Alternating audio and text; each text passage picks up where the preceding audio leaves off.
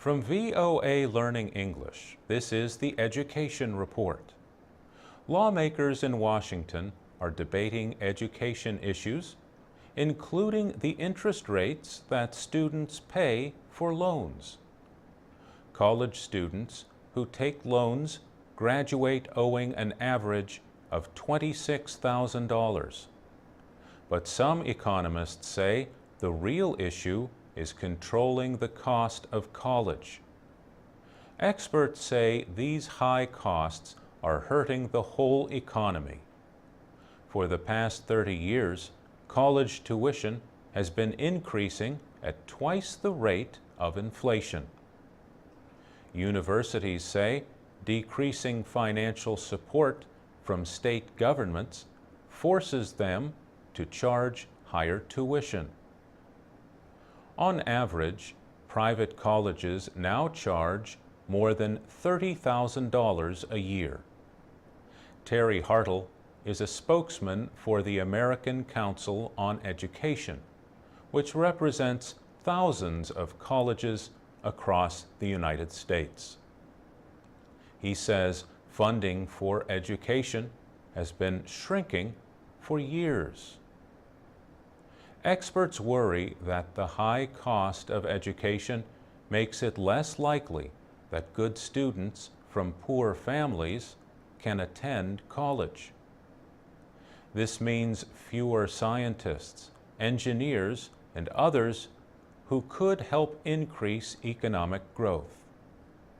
Also, a survey shows that some students concerned about repaying thousands of dollars in loans are delaying marriage and children. Many cannot afford to invest in a house or buy a car. Georgetown University labor economist Anthony Carnevale says the current system cuts economic growth for the whole country, and the effects are important. He says meeting the demand for workers with higher education could add $500 billion to the American economy. A new government report says 1/3 of Americans aged 25 to 29 now hold college degrees, up from 1/4 in 1995. For VOA Learning English, I'm Mario Ritter.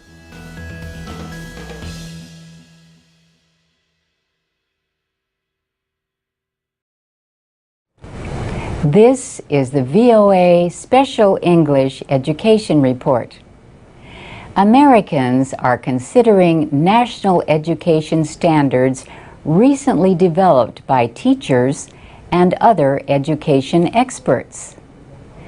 The National Governors Association and the Council of Chief State School Officers led the effort. The United States, unlike other nations, has never had the same school standards across the country. The reason? Education is not discussed in the Constitution. That document limits the responsibilities of the federal government. Other responsibilities, like education, fall to the individual states. Local control of education probably was a good idea 200 years ago. People stayed in the same place, and schools knew what students needed to learn. But today, people move to different cities, and some people work at jobs that did not exist even 20 years ago.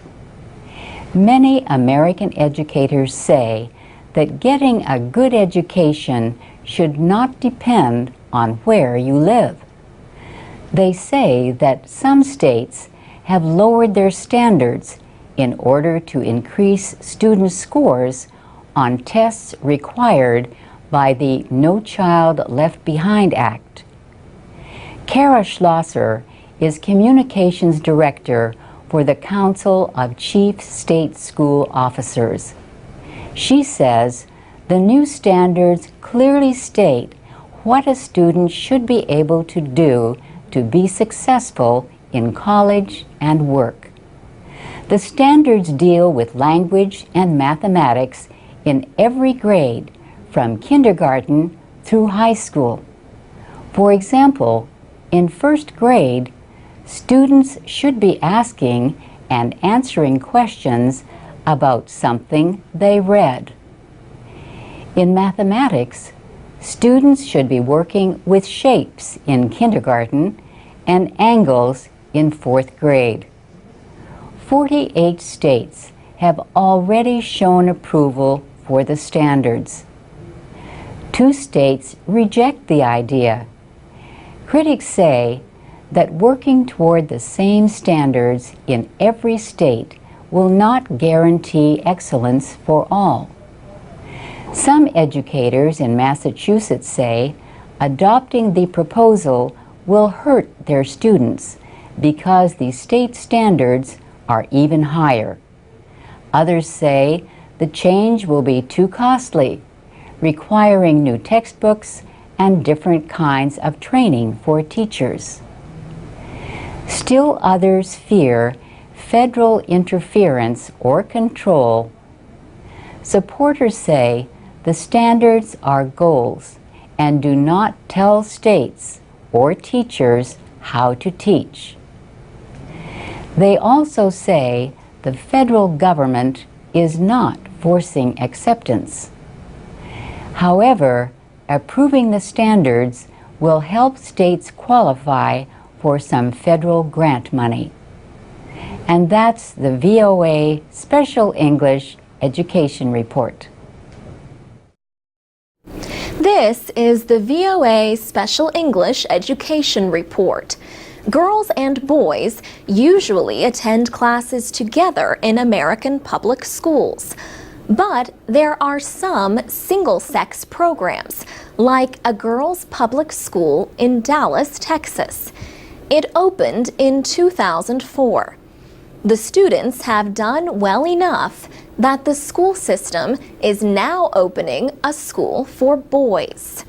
Nakia Douglas is principal of the Barack Obama Male Leadership Academy. He says he was the kind of student that the school is seeking. I was born and raised in South Dallas by a single parent. I was a neighborhood child. I was that child that I would work if I knew the teacher believed in me. But at the same time, I had a hunger and desire for more.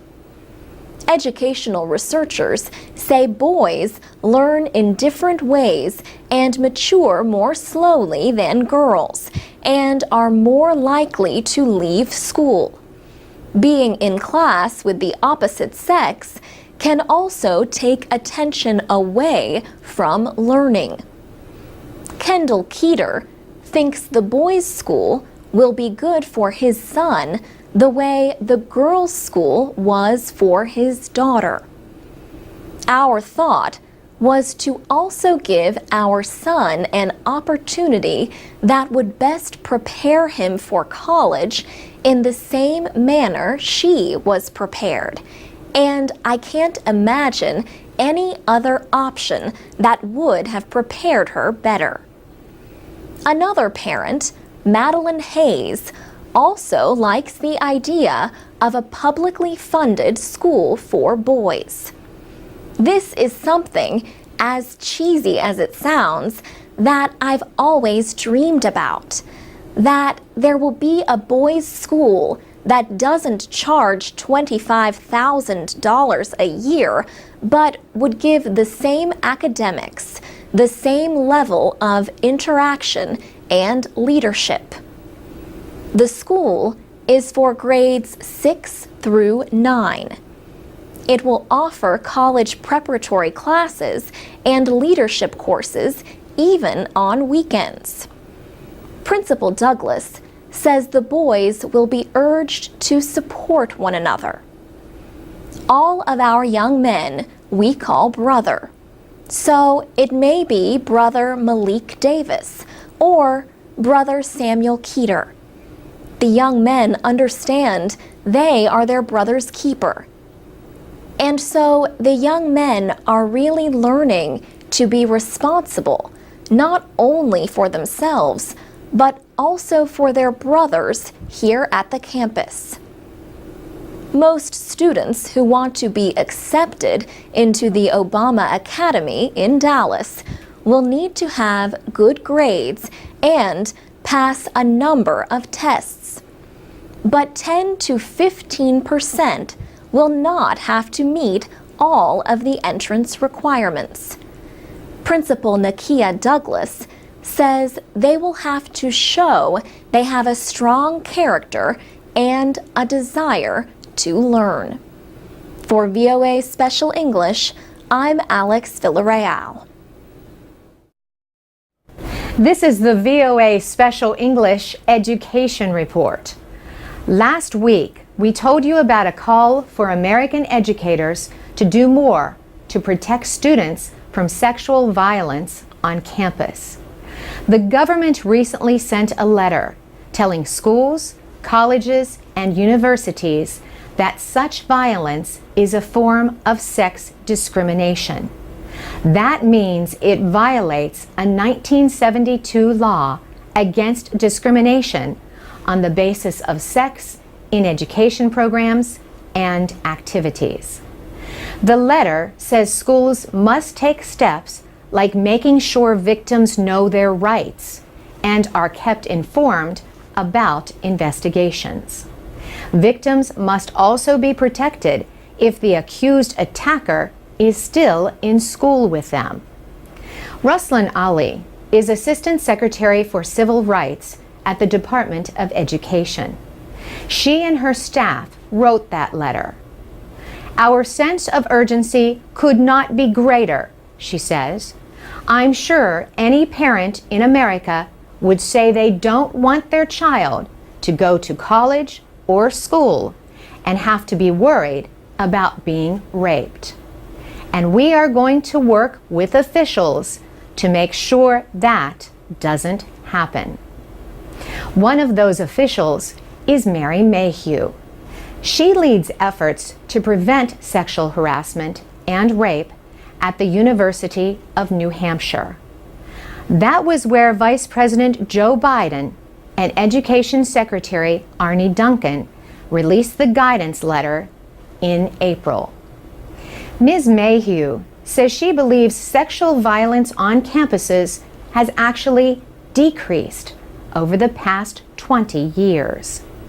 She says schools are getting better at educating students to understand the idea of consent. Or, put more simply, that no means no.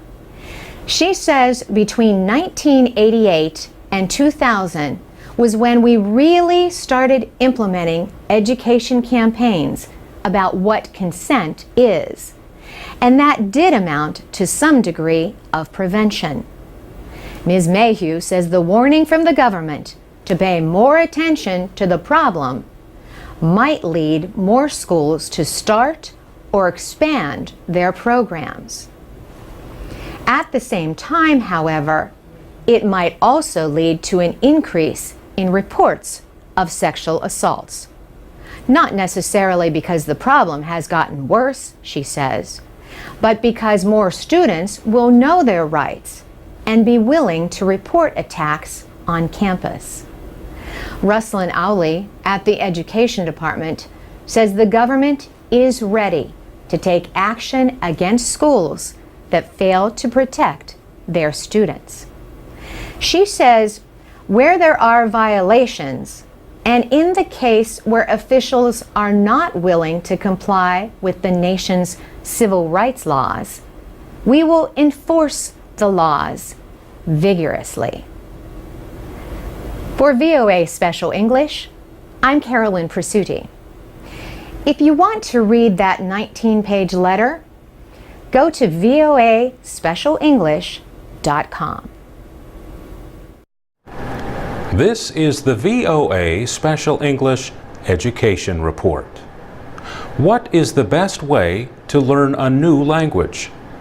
A small study of foreign language learning in adults compared two methods. One is known as the explicit or classroom method. This is the kind of traditional classroom teaching where students are taught a lot of information about grammar rules. The other method is known as the implicit or immersion method. The idea here is to learn much the way children do when they learn a native language. That is, by being with native speakers and absorbing the language that surrounds them, generally without a lot of explanation. Teachers may combine these two methods into what Professor Michael Ullman calls immersion-style classroom teaching. But is that necessarily a better way to learn a language? Mr. Ullman was the senior investigator for the new study. He is a professor of neuroscience at Georgetown University Medical Center in Washington. He says he was surprised to find that combining the two methods might not help the brain in processing the new language. If he had to learn a language, what would he do? One possibility would be to start with classroom and then go to immersion. But he says there is a possibility that classroom could hurt later immersion. That is one possibility in interpreting the data. The Public Library of Science published the study earlier this year. The 21 adults in the experiment learned Brocanto 2, a 13-word language created for the study. The words and grammar rules relate to a computer game similar to chess that the learners played.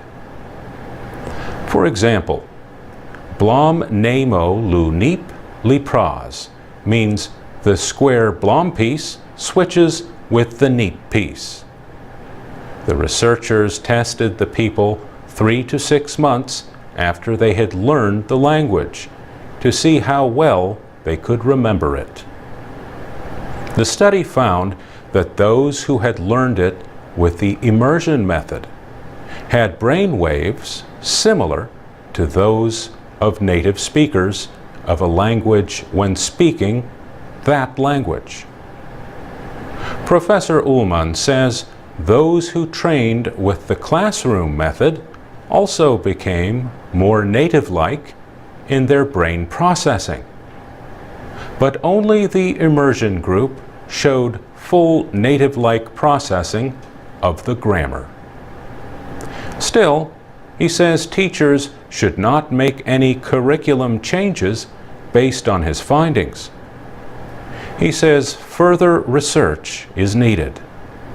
And it may be, for example, that a combination of classroom and immersion might be best. But we don't know that. For VOA Special English, I'm Mario Ritter.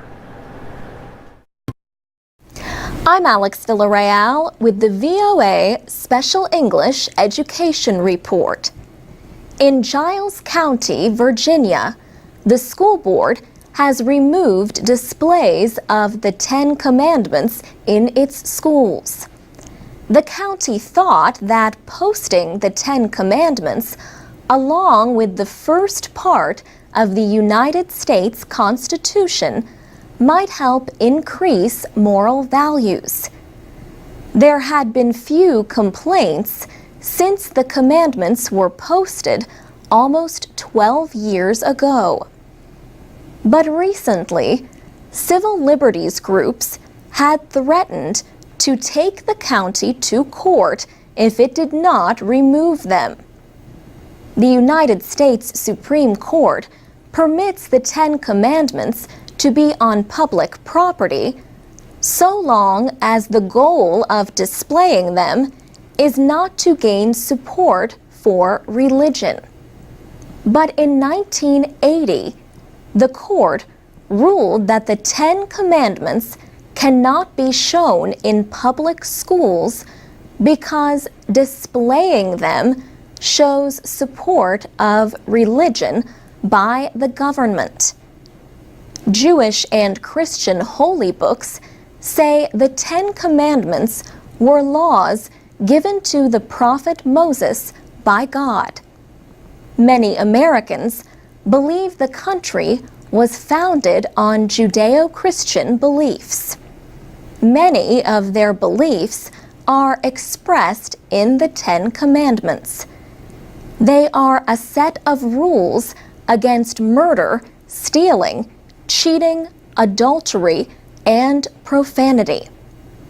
Douglas Laycock is a professor of constitutional law at the University of Virginia School of Law in Charlottesville. He says the Supreme Court has ruled that governments must be neutral about religious teachings. He said, putting up the Ten Commandments in a way that promotes the Jewish and Christian scriptures is a violation of the Constitution, and especially if they do it in a public school. Officials in Giles County say they may put the Ten Commandments back on the walls of the schools, but will add other historical documents. Professor Laycock says it is possible that might satisfy a court. Since the Supreme Court ruling in 1980, more conservative justices have been appointed to the court. Professor Laycock says some conservative activists believe this new, more conservative court might be willing to once again permit the Ten Commandments to be displayed in public schools. For VOA Special English, I'm Alex Villarreal. Tell us what you think about religion in public schools. You can comment at voaspecialenglish.com.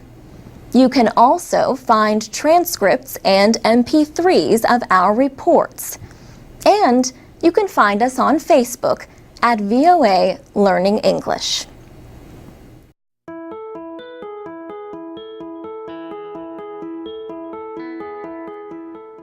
From VOA Learning English, this is the Education Report. Street children in Ethiopia say their biggest need is shelter.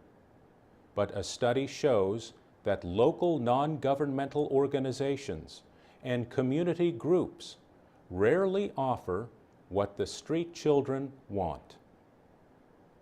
The international aid group Save the Children did the study. One of the researchers says the limited services provided by local NGOs do not match what the children see as their greatest needs. Save the Children talked with children living on the streets in 5 major cities, 3 regional towns, and 8 rural villages. The children discussed many subjects, including their needs, their health, and the risks they face. There are about 30,000 street children in Ethiopia. About 17,000 of them live in the capital, Addis Ababa. More than half of the children do not have access to shelter or enough food.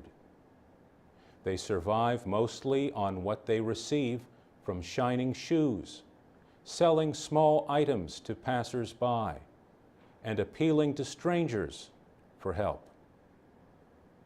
The street children face health threats. Research shows that about 30% are seriously sick but most do not have any kind of treatment available. About 40% of the children may have been forced to have sex. The children believe that having shelter will reduce these kinds of risks.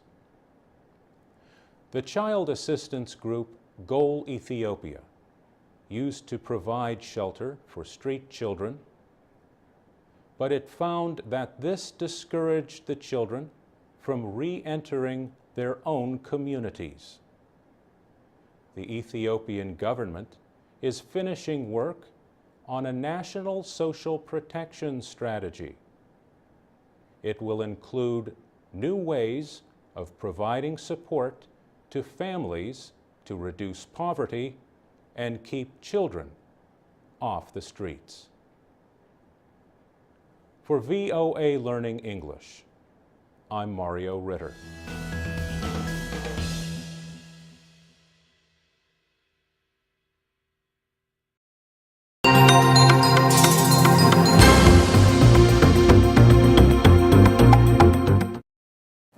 This is the VOA Special English Education Report. Recently, we told you about a finding that more years of school could help students get higher scores on intelligence tests.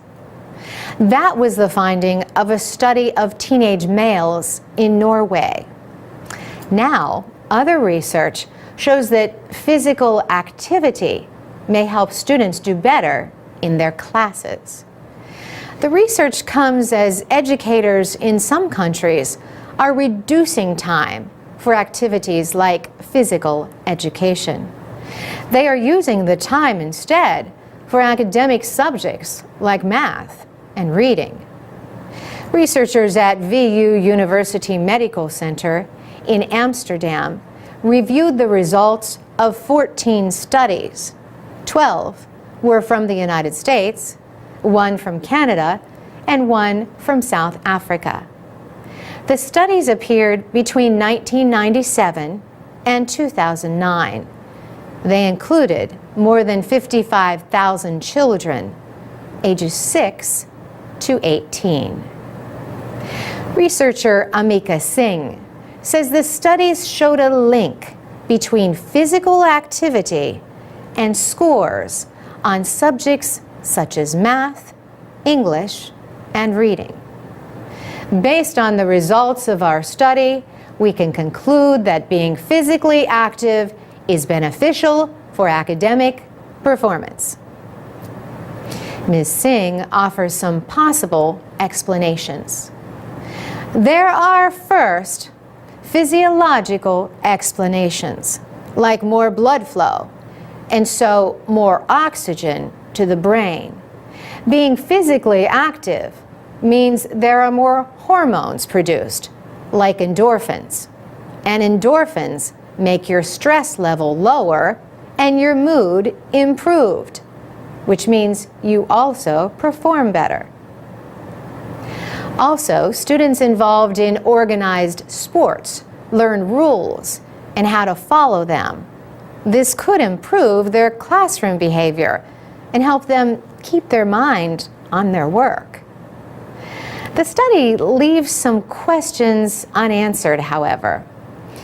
Ms. Singh says it is not possible to say whether the amount or kind of activity affected the level of academic improvement. This is because of differences among the studies. Also, they were mostly observational studies. An observational study is where researchers do not do controlled comparisons. They only describe what they observe. So they might observe that physically active students are more likely to do better in school. But that link does not necessarily mean being active was the cause of those higher grades. The researchers called for more high-quality studies to confirm their findings. They said they found only 2 high-quality studies. They also pointed out that outcomes for other parts of the world may be quite different. The findings appeared in the archives of pediatric and adolescent medicine. For VOA Special English, I'm Carolyn Presutti.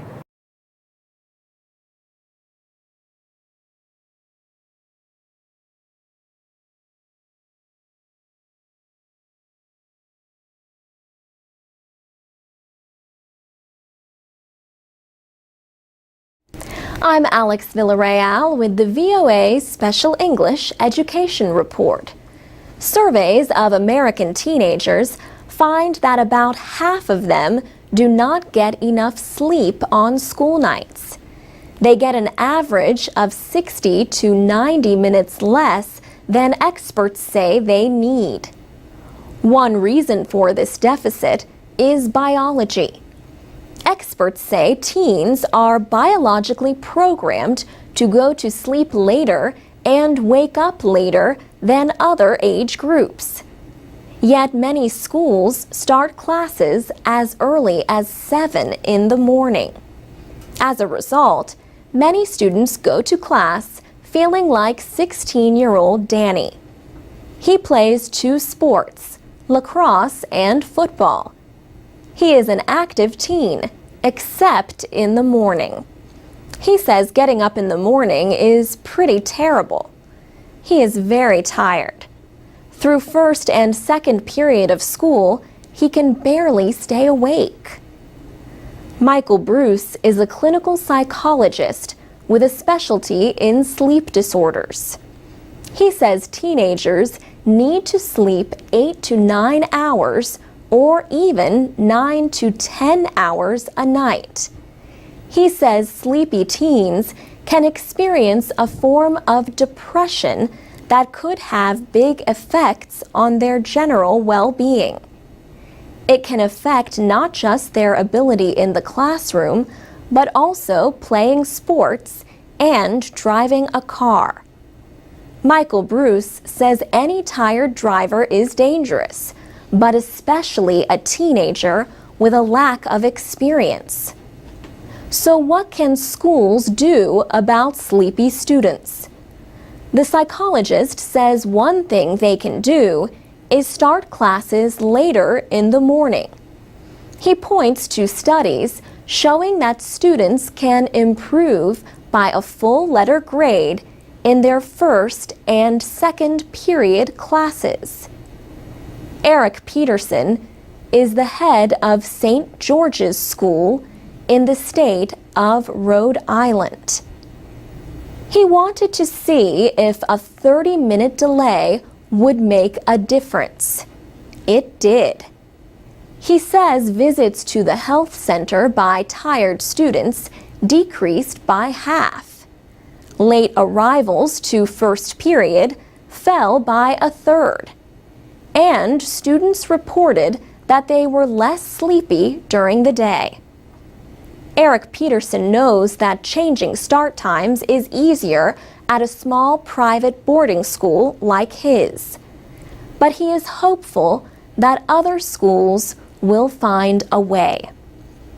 Patricia Moss, an assistant dean at St. George's School, says students were not the only ones reporting better results.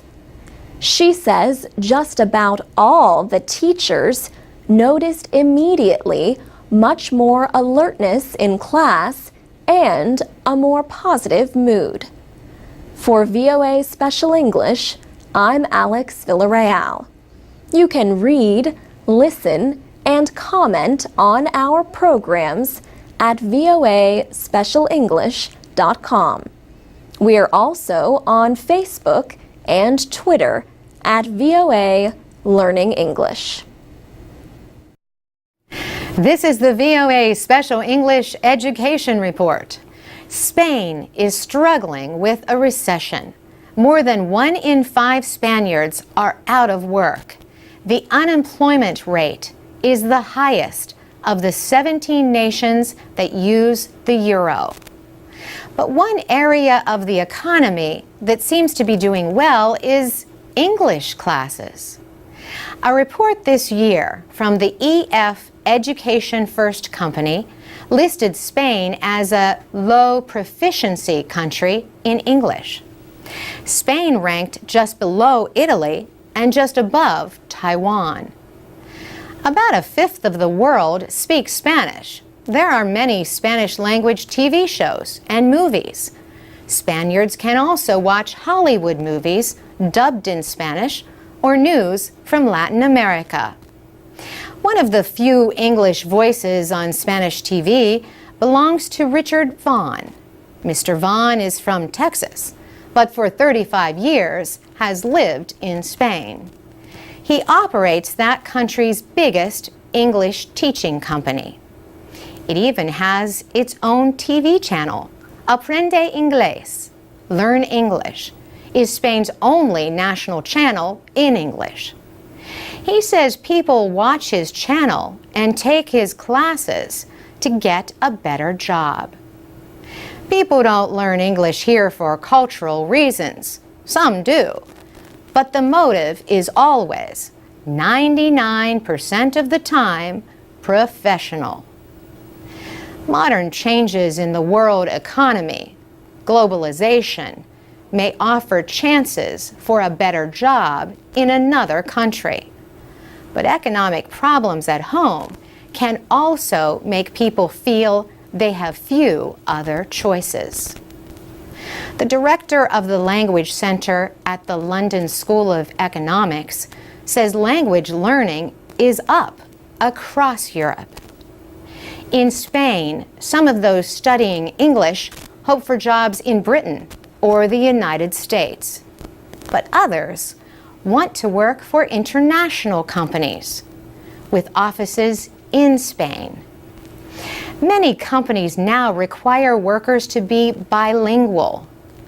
Dominic Campbell is an American who lives in Madrid and teaches English part-time.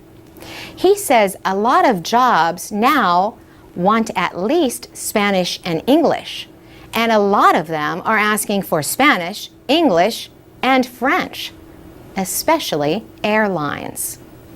He says many of his students thought, "I've got Spanish.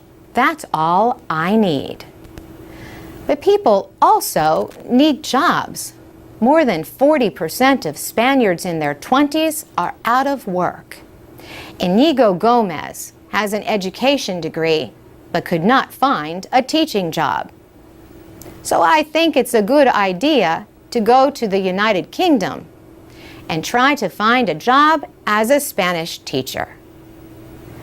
And while he does that, many Spaniards, for the first time, will be spreading their new education in English at home. For VOA Special English, I'm Carolyn Prasuti. You can learn English and get the latest news every day at voaspecialenglish.com.